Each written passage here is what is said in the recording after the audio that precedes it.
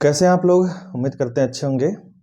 तो अगर आपने इससे पहले वाला वीडियो नहीं देखा है तो आप पहले उसको देखिए, क्योंकि मैंने 20 बहुविकल्पीय प्रश्नों में से 10 पहले वाले वीडियो में पढ़ा दिया है।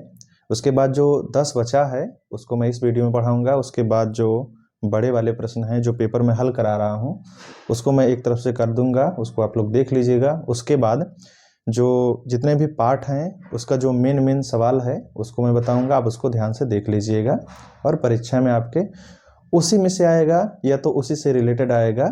ठीक है, इसलिए आपको बहुत ज़्यादा मेहनत करने की ज़रूरत नहीं है। तो शुरुआत करते हैं आज का जो 11 नंबर प्रश्न है, क्योंकि 10 मैं बता चुका हूँ। 11 नंबर पे है बिंदुओं -2, 6 और -2, 10 को मिलाने वाले रेखाखंड के मध्य बिंदु के निर्देशांक होंगे। यानी कि हमारे पास दो बिंदु दिया गया है और हमें बताना है कि इन दोनों बिंदुओं के मध्य बिंदु वाला निर्देशांक कौन सा होगा। ये आपके पास 4 विकल्प है। तो मैं पहले सूत्र बताऊंगा ताकि आप आसानी से कर सकें।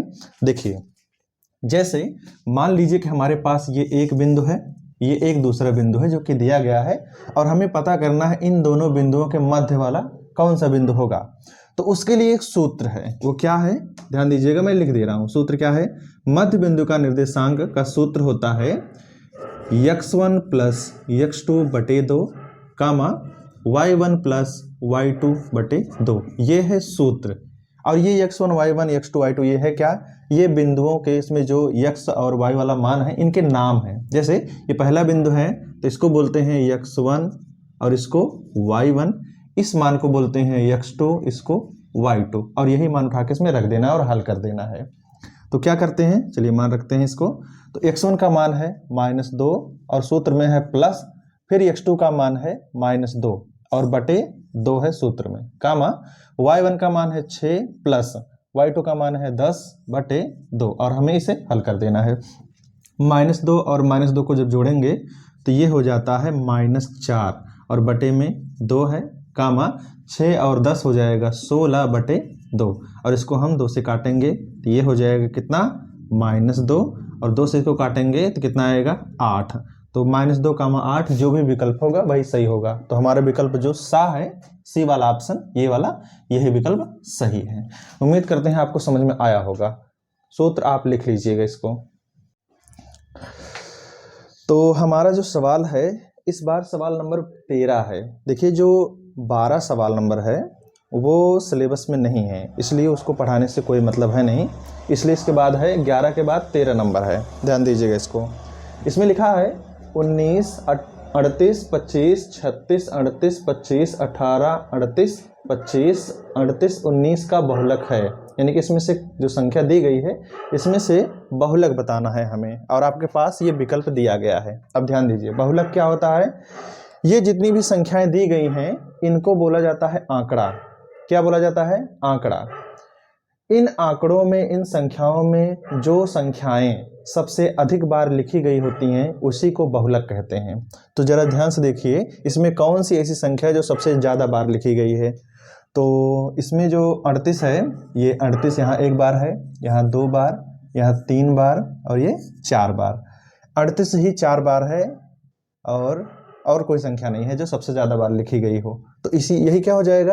आंसर। क्यों? क्योंकि बहुलक क्या होता है? सबसे अधिक बार आने वाली संख्या ही बहुलक कहलाती है। तो आपका विकल्प क्या हो जाएगा सही?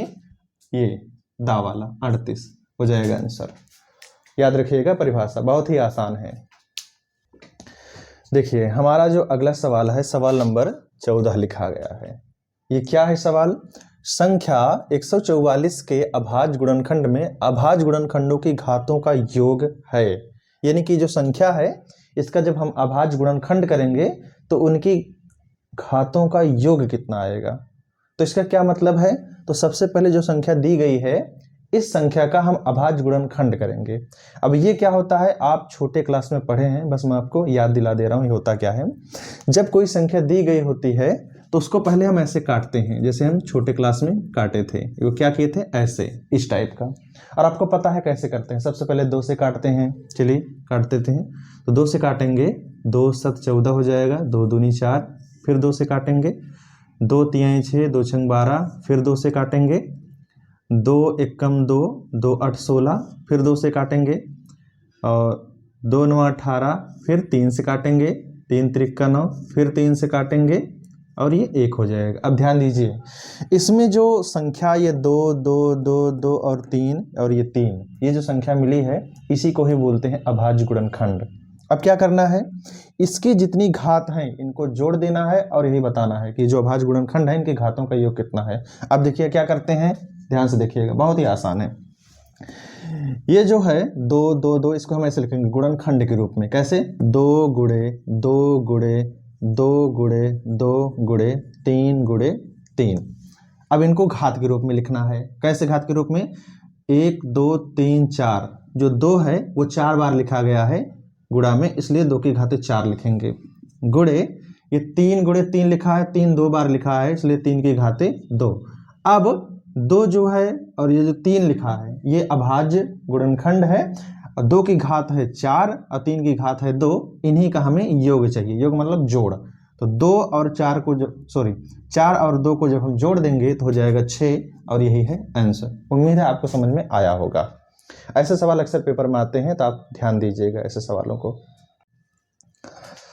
तो हमारा अगला जो सवाल है वो है सवाल नंबर 15, और ध्यान से देखिए इसमें क्या लिखा है। इसमें लिखा है कि निम्न में से कौन सा सह अभाज्य संख्याओं का युग्म है। युग्म का मतलब होता है जोड़ा। आपके पास ये विकल्प है 14, 35 है, 18, 25 है, 31, 93, 32, 62। इस सवाल को आप तभी लगा पाएंगे जब आपको पता हो ये सह अभाज्य संख्या क्या होता है। तो मैं आपको बस सिंपल सा बताऊंगा, बस उतना ही याद रखिएगा, उससे काम चल जाएगा। वो क्या है, सह अभाज्य संख्या क्या है, ऐसी संख्याएं, ध्यान दीजिए, ऐसी 2 संख्याएं, क्योंकि जो सह का मतलब साथ, अभाज्य संख्या जो सह अभाज्य संख्या होती है उसमें 2 साथ संख्याएं होती हैं, साथ में 2 संख्याएं होती हैं, इसको याद रखिएगा। ऐसी 2 संख्याएं जिनका मासा 1 होता है उसे सह अभाज्य संख्या कहते हैं। लेकिन मैं सरल शब्दों में बोल रहा हूं, ध्यान से सुनिएगा क्या है सह अभाज्य संख्याएं। ऐसी 2 संख्याएं जो सिर्फ 1 से कटे, ध्यान दीजिएगा, ऐसी 2 संख्याएं जो सिर्फ दोनों 1 से ही कटें, किसी अन्य संख्या से दोनों नहीं कटने चाहिए, उसे सह अभाज्य संख्या कहते हैं। इसको आप दोबारा सुन लीजिएगा पीछे करके। तो अब देखिए मैं बता रहा हूं, इसमें से जो भी संख्या केवल 1 से कटेगी वही होगा सह अभाज्य, अगर किसी और से कट जाएगी तो वो सह अभाज्य नहीं होगा, याद रखिएगा। तो ये 14, 35 है, ये 7 से कट जाएगा दोनों, 7 दूनी 14, 7 पचे 35, तो ये सह अभाज्य संख्या नहीं है। 18, 25, 18 और 25 इन दोनों को अगर साथ में काटता है तो ऐसी कोई संख्या नहीं है जिससे दोनों कट जाए, ठीक है, ऐसी कोई संख्या नहीं है। इसीलिए केवल 1 से 18 भी कटेगा, 1 से 25 भी कटेगा, कोई ऐसी संख्या नहीं जिससे दोनों कट जाए। तो यही क्या है, सह अभाज्य संख्या। और जब आपको आंसर मिल जाए तो बाद में जितने भी विकल्प हैं उसको चेक करने की जरूरत नहीं है, फिर भी आप चेक कर सकते हैं। कैसे, ये 31 है, 31 1 31, 31 3 93, ये दोनों 31 से कटेगा, यानी कि ये सह अभाज्य नहीं है। ये भी 2 से कटेगा, पहली बात तो ये भी सह अभाज्य नहीं है, केवल 1 से कटना चाहिए, याद रखिएगा। तो विकल्प कौन सा सही है, बा वाला। उम्मीद है आपको समझ में आया होगा। तो हमारा अगला सवाल है सवाल नंबर 16, और ध्यान से देखिए इसमें क्या लिखा है। इसमें लिखा है 1 - tan² 45 अंश बटे 1 + tan² 45 अंश का मान है। अब हमें बताना है कि इसका मान किसके बराबर आएगा, इसमें से कौन सा विकल्प ऐसा है जिसका जो मान आएगा वो इसके मान के बराबर होगा। तो क्या करेंगे, हम इसको हल करेंगे। तो हल करने के लिए मैंने पहले ही प्रश्न में आपको बताया था, जो पहला वीडियो उसके पहले प्रश्न में मैंने बताया था कि आपको त्रिकोणमिति के जो कोण वाले मान हैं सभी मान आपको याद रखने होंगे। जैसे साइन 45 अंश का मान, साइन 30 अंश, साइन 60 अंश, ऐसे कास का, ऐसे ही टैन का सभी मान आपको याद रखने होंगे, तभी ऐसे सवाल आप कर पाएंगे। ठीक, चलिए आगे क्या है, हम इसको हल करते हैं। ध्यान दीजिएगा, ये है, देखिए यह लिखा है 1 - tan² 45 अंश। तो स्क्वायर छोड़िए, मान लीजिए स्क्वायर नहीं है, तो क्या दिख रहा है, tan 45 अंश। tan 45 अंश का मान कितना होता है, 1 होता है, और इसमें अगर स्क्वायर है तो इस मान का स्क्वायर कर दीजिए। उम्मीद है आपको समझ में आ रहा होगा, ध्यान दीजिएगा। तो जैसे ऊपर किया वैसे ही नीचे भी कर देंगे। ये 1 है प्लस tan स्क्वायर 45 का मान क्या होता है 1 का स्क्वायर, और फिर इसी को हल कर देंगे। तो 1 है 1 माइनस 1 का स्क्वायर क्या होता है 1 होता है, बटे 1 प्लस 1 का स्क्वायर 1, तो ये कितना हो जाएगा 1 में से 1 गया 0, बटे 1 प्लस 1 कितना हो जाएगा 2, और 0 में किसी भी संख्या से भाग करते हैं तो कितना आता है 0। ठीक, अब यहाँ तो आंसर आया है 0। अब हमें पता लगाना है इसमें से किसका मान 0 होता है, तो वो भी आपको याद रखना होगा कोण का मान। तो cos 90 अंश का मान होता है 0, याद रखना होगा आपको। sin 90 अंश का मान होता है 1, tan 90 अंश का मान होता है अपरिभाषित या अनंत। ठीक, sin 45 अंश का मान होता है 1/√2। अब आप बताइए इसमें से ये जो मान 0 है किसके बराबर है, ये जो विकल्प आ है इस वाले के मान के बराबर है, इसलिए cos 90 अंश ही आंसर होगा। ध्यान दीजिएगा, ऐसा क्यों, क्योंकि cos 90 अंश का मान 0 होता है। तो हमारा अगला सवाल है सवाल नंबर 17, और इसमें क्या लिखा है, दी गई संख्याओं में अभाज्य संख्या होगी। आपके पास 4 विकल्प है और हमें बताना है कि ये जो संख्या दी गई है इसमें से कौन सी संख्या अभाज्य संख्या है। तो एक बात हमेशा याद रखिएगा, 0 और 1 ये ना तो भाज्य संख्या होती है और ना ही अभाज्य संख्या होती है, इसको याद रखिएगा। इसका मतलब ये है कि ये 0 वाला और 1 वाला जो विकल्प है ये दोनों गलत हैं। अब बचा 2 और 8, कैसे पता लगाएं दोनों में से कौन सा आंसर है। तो इसके लिए आपको पता होना चाहिए कि यह अभाज्य संख्या होती क्या है। वो क्या है, ऐसी संख्याएं, ध्यान दीजिएगा, ऐसी संख्याएं जो केवल 1 से कटे और खुद से कटे, किसी अन्य से ना कटे, उसे अभाज्य संख्या कहते हैं, इसको याद रखिएगा।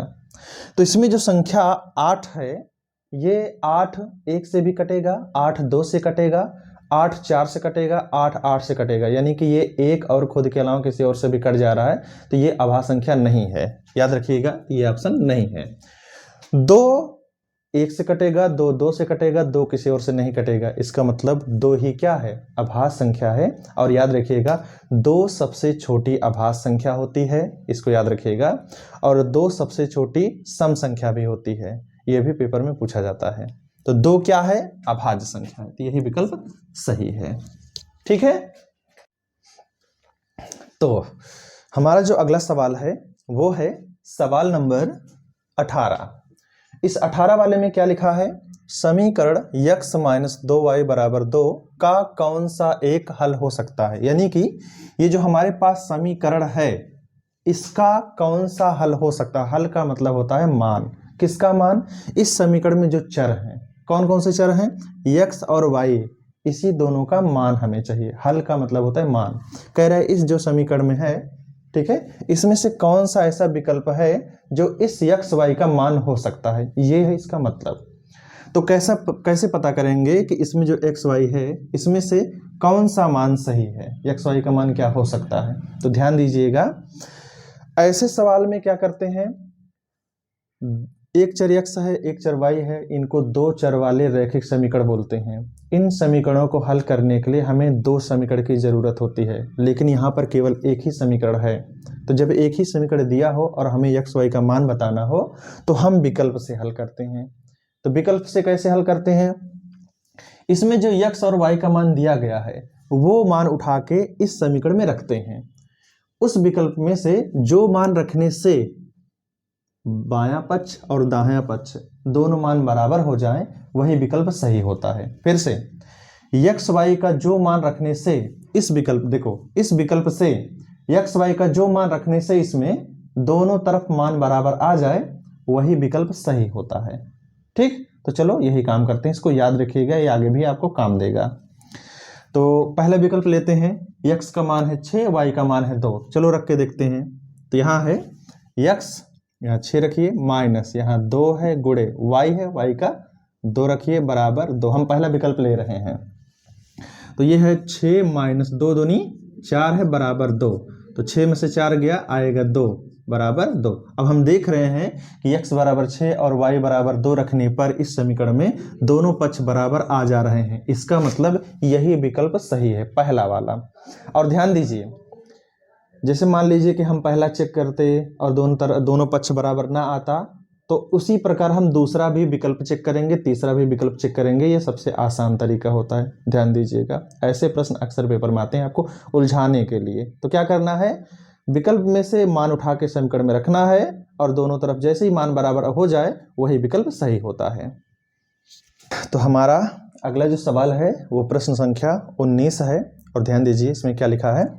प्रश्न में लिखा है कि 12, 20, 21, 29, 21, 29, 12, 29, 24 तथा 29 का बहुलक है। जैसे कि मैं पीछे सवाल इस टाइप का बताया हूँ, उम्मीद है आपको याद भी होगा परिभाषा, नहीं तो मैं फिर से बता दे रहा हूँ परिभाषा बहुलक का। बहुलक क्या होता है, जितने भी संख्याएं दी गई हो, संख्याओं को आंकड़े बोलते हैं इस पाठ में, ये सांख्यिकी वाले पाठ का सवाल है। तो ये जो आंकड़े हैं यानी कि जो संख्याएं हैं, इनमें जो सबसे अधिक बार संख्या लिखी गई होती है उसी को बहुलक कहते हैं, इसको याद रखिएगा। इसमें कौन सी संख्या सबसे अधिक बार लिखी गई है, संख्या है 29, एक बार, ये 2 बार लिखा गया है, ये 3 बार, ये 4 बार। 29 जो है वो 4 बार लिखा गया है। ऐसा नहीं कि 4 बार या लिखा गया है, और भी कोई संख्या हो जो 5 बार लिखी गई हो या 6 बार लिखी गई हो, तो यानी कि जो सबसे अधिक बार लिखी गई होती है वही बहुलक होता है। तो इसका कौन सा आंसर है, 29। 29 कहाँ है, ये वाला विकल्प सही है। तो ये इस वीडियो का अंतिम सवाल है और बहुविकल्पी का भी अंतिम सवाल है, सवाल नंबर 20। और इसमें लिखा है कि 17 गुणे 5 गुणे 11 गुणे 8 गुणे 2 गुणे 2 गुणे 11 एक भाज्य संख्या है। करें कि इतनी बड़ी जो संख्या है ना वो एक भाज्य संख्या है, किसी ने कह दिया या पेपर में से लिख के आ गया। हमें बताना है कि ये सत्य है या असत्य है या कह नहीं सकते या इनमें से कोई नहीं। क्या मतलब है कि ये जो संख्या है या भाज्य संख्या है, ये प्रश्न में लिखा है। हमें पता लगाना है कि जो लिखा गया है सत्य लिखा गया है कि असत्य लिखा गया है, कि हम कुछ कह नहीं सकते या इनमें से कोई नहीं, कोई ना कोई विकल्प हमें चाहिए। ध्यान दीजिएगा क्या करना है। तो सबसे पहले हमें पता होना चाहिए भाज्य संख्या होती क्या है। वो क्या होती है, ऐसी संख्याएं जो एक से कट जाएं, खुद से कट जाएं और किसी अन्य संख्या से भी कट जाए, वो भाज्य संख्या होती है। आपके सामने ये जो संख्या लिखी गई है गुणा के रूप में, इसमें जितने भी गुणा में संख्याएं हैं ये पूरी संख्या उन सब से कट जाएगी। इसका मतलब ये है कि ये पूरी संख्या एक से भी कटेगी। अगर इन सबको हम गुणा कर दें तो जितना भी बड़ा संख्या आएगा पूरे से कटेगा, और ये 17 से 5 से 11 से 8 से 2 से सबसे कट जाएगा। इसका मतलब एक और स्वयं के अलावा ये कई अन्य संख्याओं से भी कट जाएंगे। इसका मतलब ये भाज्य संख्या है। तो ये सही है कि गलत है, सत्य है, क्योंकि ये भाज्य संख्या है। ठीक है, ये सत्य, पहला वाला ऑप्शन। उम्मीद है आपको समझ में आया होगा। इस वीडियो को आप फिर से देखिए और पहला वाला आप लोग वीडियो जरूर देखिएगा।